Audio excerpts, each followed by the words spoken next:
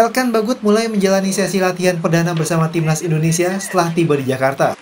Bek yang kini merumput di klub kasta ketiga Inggris Cheltenham Town berharap mampu tampil maksimal pada laga uji coba menghadapi Burundi. Ia memasang target tinggi yakni memetik kemenangan atas wakil benua Afrika tersebut.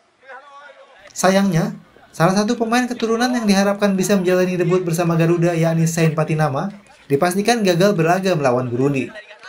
Sebab, proses naturalisasi Patinama belum rampung, sehingga ia masih absen pada FIFA Matchday Maret ini. Laga Indonesia kontra Burundi akan dihelat 2 kali pada 25 dan 28 Maret di Stadion Patriot Candrabaga, Bekasi. Burundi saat ini berada di ranking 141 FIFA atau 10 tingkat di atas Indonesia. Timnas Burundi telah tiba di Jakarta pada Selasa dengan kekuatan 25 pemain, termasuk striker andalannya Saido Berahino yang sempat merumput di Premier League bersama West Bromwich Albion dan Stoke City.